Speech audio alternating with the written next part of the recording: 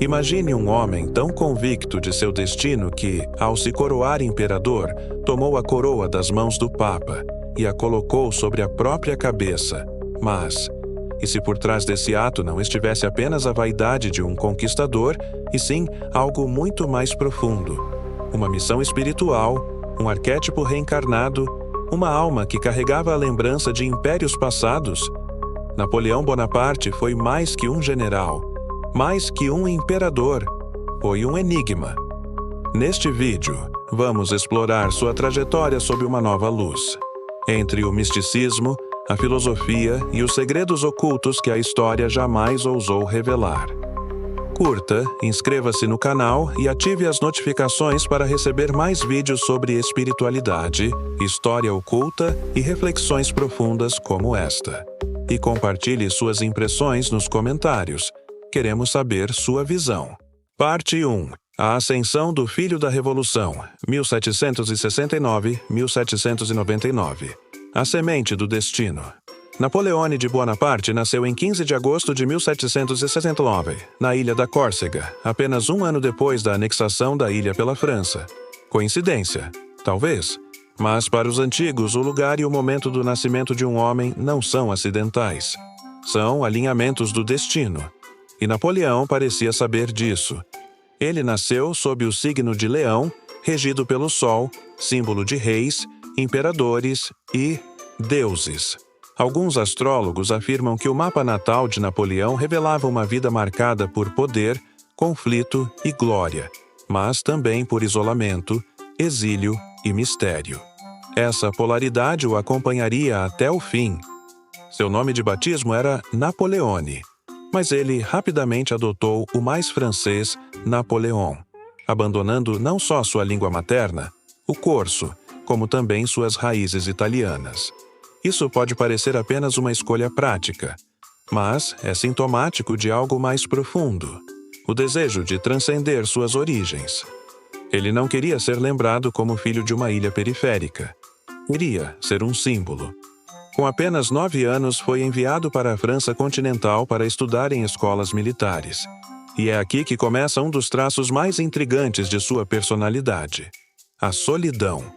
Napoleão era diferente dos outros alunos. Era introspectivo, melancólico e sentia-se como um estrangeiro em terra hostil.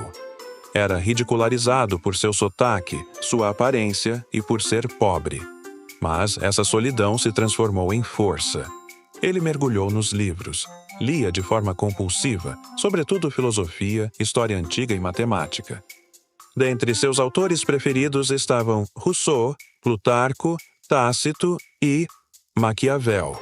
Mas também lia tratados alquímicos, astrologia e textos obscuros do iluminismo radical.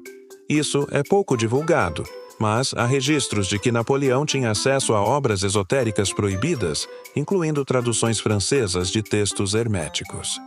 Curiosidade pouco conhecida: Napoleão foi chamado por um de seus professores de a mente mais afiada que já passou por esta escola. Mas também foi descrito como alguém que parecia viver em outro tempo, como se fosse uma alma antiga. Napoleão acreditava firmemente no poder do destino. Mas sua concepção era quase mística. Ele se via como um instrumento da história, uma encarnação viva da vontade superior que molda os impérios. Ele chegou a afirmar, certa vez: "Sou o instrumento de uma providência que não posso compreender, mas a qual obedeço." E essa frase revela muito. Ao contrário do que muitos pensam, Napoleão não se via como o criador de sua própria glória, mas como alguém escolhido, chamado, quase empurrado por uma força superior. E essa ideia o acompanharia por toda a vida. E a oportunidade do caos. Quando a Revolução Francesa explodiu em 1789, Napoleão tinha apenas 20 anos. Para muitos, foi o colapso de um mundo. Para ele, foi a abertura de um portal. Com o colapso da monarquia, abriu-se espaço para que talentos emergissem.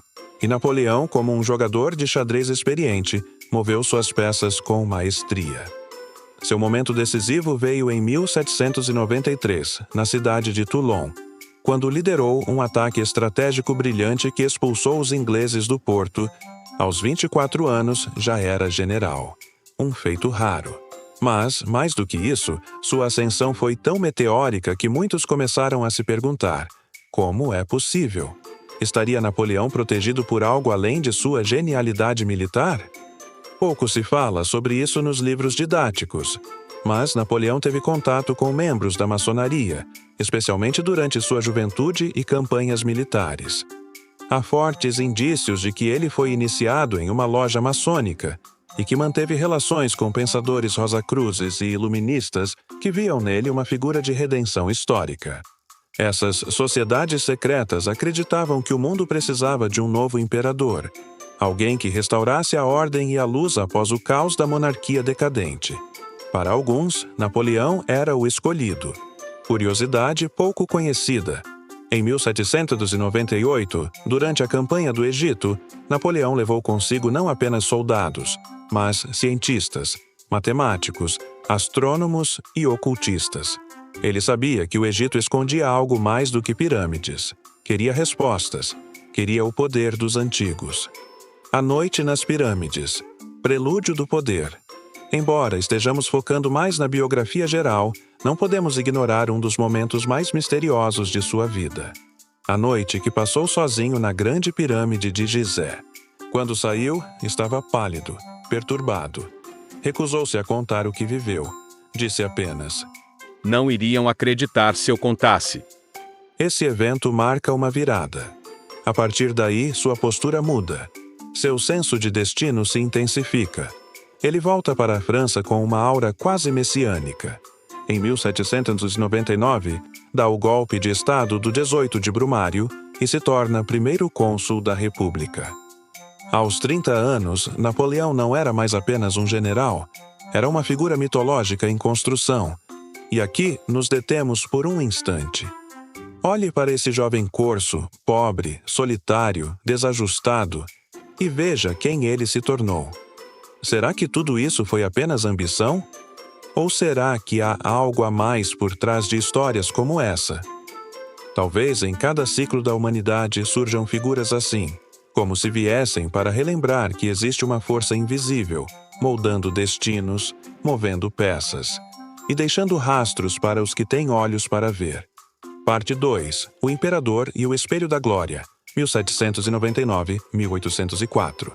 O golpe do 18 de Brumário, a ascensão de um arquétipo. Em 1799, Napoleão regressa do Egito. A França está em crise. A revolução perdeu força. A república, corroída por disputas internas, clama por ordem. E, mais uma vez, Napoleão age. No dia 9 de novembro de 1799, 18 de Brumário no calendário revolucionário, ele executa um golpe de Estado que derruba o diretório e instala o consulado. A partir dali, torna-se o primeiro cônsul da França. Mas o mais curioso não é o golpe em si, mas o discurso que ele adota a partir daí. Napoleão não se apresenta como ditador ou déspota. Ele diz que veio restaurar os ideais da revolução, mas com estabilidade. Em outras palavras, um imperador iluminado. Isso nos remete à figura do rei filósofo de Platão. Alguém que une sabedoria, ação e ordem para conduzir a humanidade. É essa imagem que ele começa a construir, cuidadosamente. Napoleão era um mestre em manipular símbolos. E com a religião, ele foi ainda mais estratégico. Após anos de conflito entre a Igreja Católica e a Revolução Francesa, ele assina em 1801 o Concordato com o Papa Pio VII, restaurando a paz entre França e Vaticano. Mas não se engane, isso não era apenas política. Era preparação para algo muito maior. Ele precisava da Igreja, não para se submeter a ela, mas para absorver sua legitimidade espiritual. Ele sabia que o povo europeu ainda via o Papa como a autoridade divina na Terra. E o que Napoleão faz? Pede que o Papa venha a Paris para sua coroação. Em 2 de dezembro de 1804, na Catedral de Notre-Dame, milhares de olhos fixos no altar. O Papa Pio VII ergue a coroa. Mas antes que possa coroar o imperador, Napoleão toma a coroa de suas mãos e a coloca sobre sua própria cabeça. O gesto ecoa até hoje como um dos atos mais simbólicos da história. Não foi apenas vaidade. Foi uma declaração cósmica de independência espiritual. Ele não precisava da unção de nenhum papa. Ele próprio era o escolhido. Era o César, o Sol invencível, o filho da revolução coroado por si mesmo. Muitos viram arrogância, outros um sinal de loucura, mas há quem veja algo mais profundo. O renascimento de um arquétipo antigo, o do imperador sagrado, que não recebe o poder dos homens nem dos sacerdotes, mas do próprio destino. Neste momento, chegamos ao auge da glória. O mundo inteiro aos pés de um homem que parecia invencível. Mas, como diz o provérbio hermético, tudo que sobe, desce. Na próxima parte, veremos como o mesmo destino que o elevou começou a conspirar contra ele. A guerra com a Rússia, os sinais ignorados, as escolhas impulsivas e a lenta construção da ruína. Mas será que foi apenas arrogância? Ou havia um plano maior por trás da queda?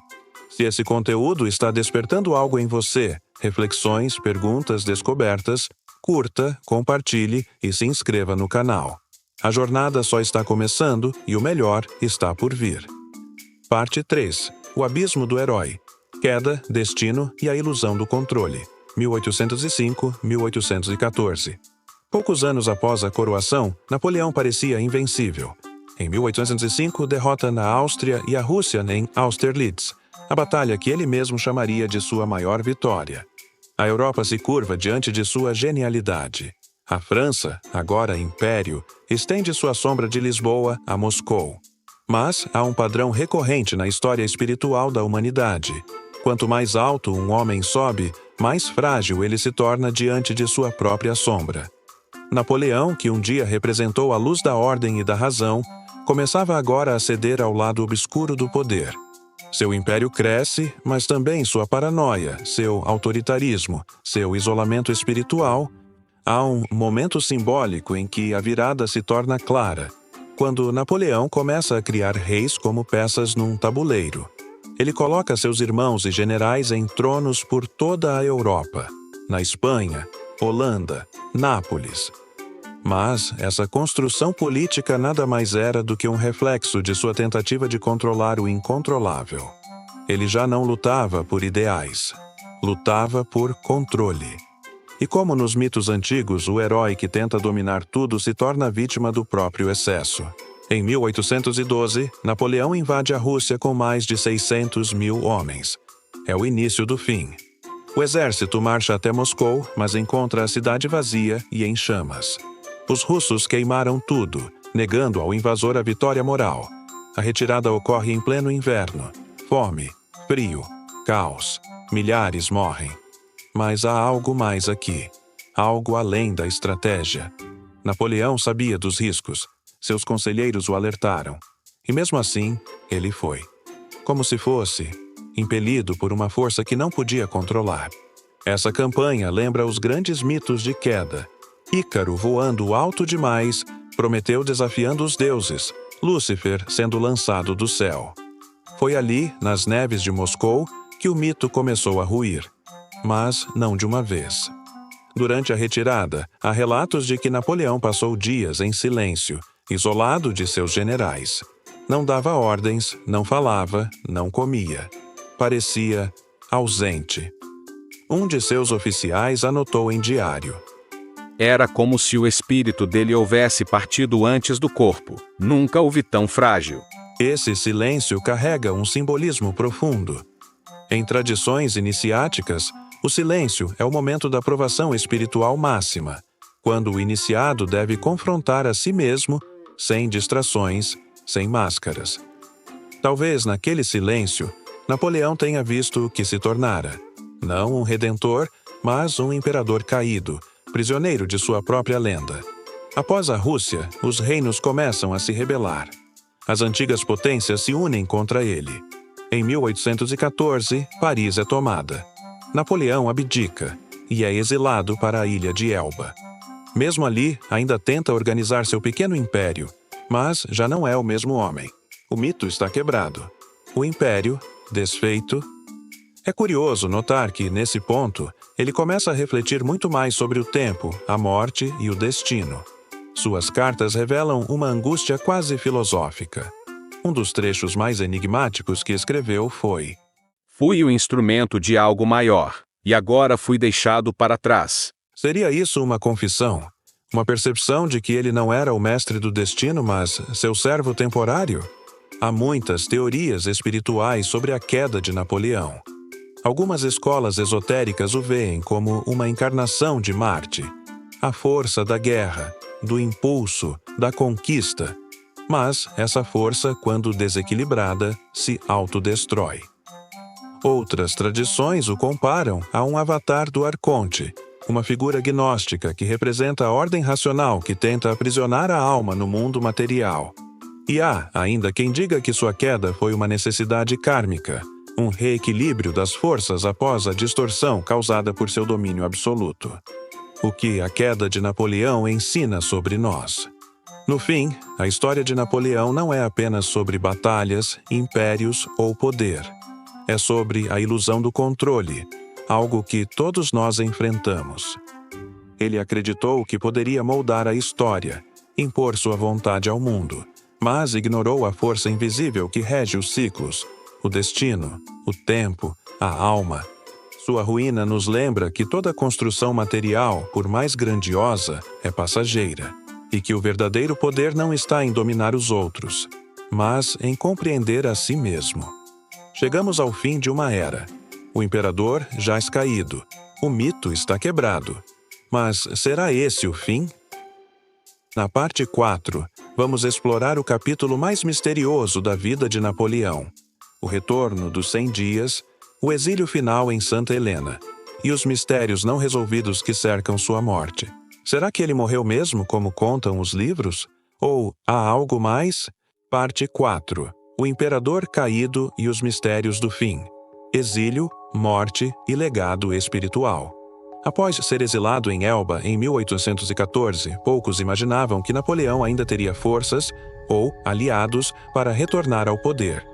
Mas, em março de 1815, como que surgido das brumas do destino, ele desembarca na França e marcha rumo a Paris.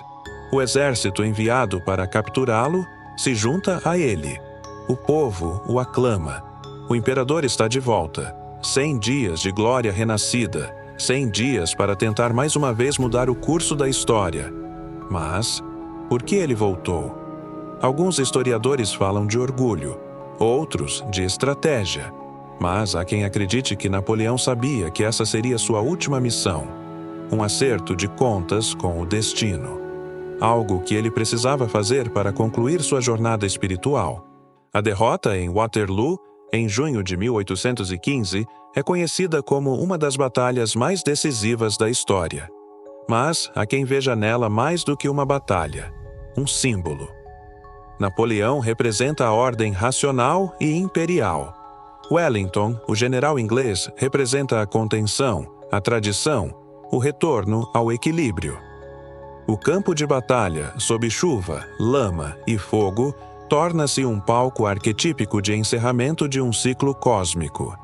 Capturado novamente, Napoleão é enviado para um destino bem diferente de Elba, a remota e sombria ilha de Santa Helena, no meio do Atlântico Sul.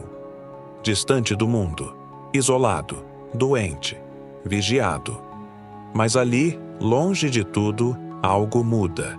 Seus últimos anos se tornam mais reflexivos, quase místicos. Escreve memórias, lê filosofia, questiona o sentido da existência. Dizia-se que ele caminhava à noite sozinho, olhando o mar e murmurando frases enigmáticas. O que é um império diante da eternidade? Fui senhor da terra, mas nunca de mim mesmo. O exílio torna-se um retiro espiritual forçado, um cárcere físico, mas talvez um despertar da alma. Napoleão morreu em 5 de maio de 1821, oficialmente de câncer no estômago. Mas há controvérsias. As teorias: envenenamento por arsênico. Análises de fios de cabelo de Napoleão mostraram níveis elevados da substância. Alguns sugerem que foi assassinado por espiões britânicos para evitar seu retorno. Ambiente contaminado. A casa em que vivia tinha tintas com arsênico, possível intoxicação acidental, autoenvenenamento, teoria mais oculta. Alguns estudiosos sugerem que Napoleão, ao perceber que estava sendo mantido vivo apenas como símbolo derrotado, teria decidido acelerar seu fim, num gesto de controle final sobre o destino. Mas, e se não for nada disso? Há quem veja Santa Helena não como prisão, mas como um altar, um lugar de passagem. Diversos ocultistas afirmam que a ilha possui energia telúrica única, semelhante a certos pontos sagrados do planeta. Algumas tradições esotéricas ligadas à maçonaria e ao hermetismo enxergam a jornada final de Napoleão como uma iniciação involuntária. Primeiro ele conquista o mundo, depois perde tudo. Por fim, morre em isolamento, purificado, vazio, talvez desperto. Outro detalhe inquietante. Quando o corpo de Napoleão foi exumado em 1840 para ser levado de volta à França, ele estava praticamente intacto, mesmo após 19 anos enterrado. Testemunhas disseram que ele parecia como se tivesse morrido ontem. Isso gerou mais teorias. Efeitos do arsênico que preserva o corpo, técnicas secretas de embalsamamento, ou algo mais. Alguns ocultistas apontam para o conceito do corpo incorruptível, presente em tradições místicas, onde certas almas, ao atingirem um grau elevado de consciência, não sofrem decomposição. Terminamos esta parte diante de um enigma. Napoleão foi um gênio militar, um tirano, um visionário ou um iniciado que atravessou todas as camadas do poder até descobrir que o verdadeiro trono está dentro. Na parte 5, vamos concluir essa jornada com uma reflexão profunda sobre o legado espiritual de Napoleão, como sua vida pode ser um espelho para a nossa própria, e o que podemos aprender sobre o ego, a alma, o tempo e o mistério de ser humano. Compartilhe com quem aprecia reflexões profundas como essa. Parte 5. O legado invisível. Napoleão e a jornada espiritual da humanidade. A vida como espelho. O que Napoleão revela sobre nós. Por trás das guerras, dos discursos e das coroas, há algo que poucas pessoas notam.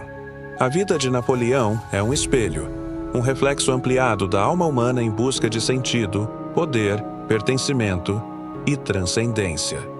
Napoleão não é apenas um personagem da história.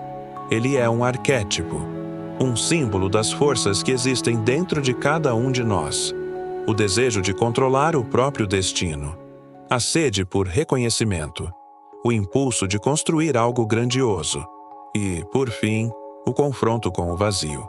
Ele viveu tudo isso de forma extrema e por isso sua trajetória nos toca em um nível existencial.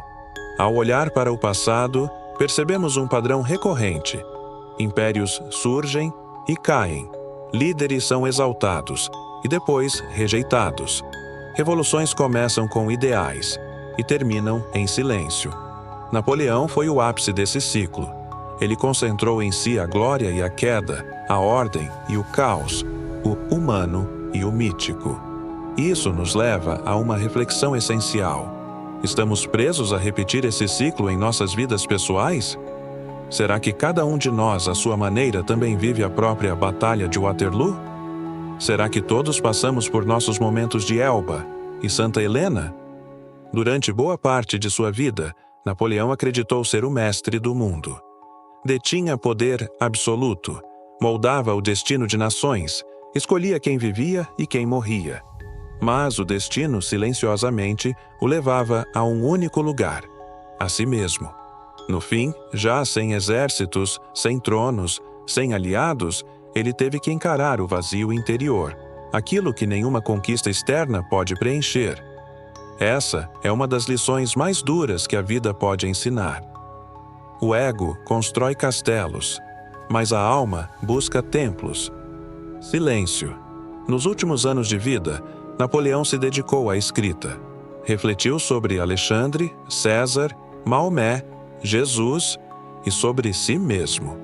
Em certos momentos, suas palavras pareciam ecoar uma dor existencial. O homem não é nada, o tempo o devora. A glória é um veneno que embriaga e depois mata. A única verdadeira vitória é sobre si mesmo. Essas frases não são de um tirano. São de alguém que começou a despertar.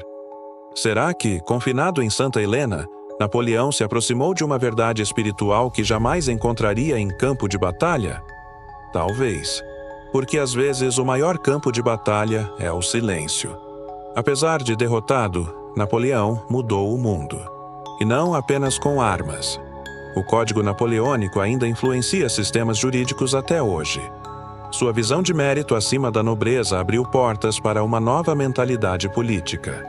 O espírito de revolução que ele carregava inspirou movimentos no mundo inteiro. Ou seja, o homem morreu, mas o arquétipo sobreviveu. Isso nos faz pensar: quais ideias nós deixaremos para o mundo? Estamos construindo um legado externo ou interno. E agora te pergunto: o que Napoleão desperta em você? Um espelho de ambições ou um aviso de que o poder sem alma é pó ao vento? Se essa jornada te tocou, curta o vídeo, compartilhe com quem precisa dessas reflexões e comente aqui embaixo.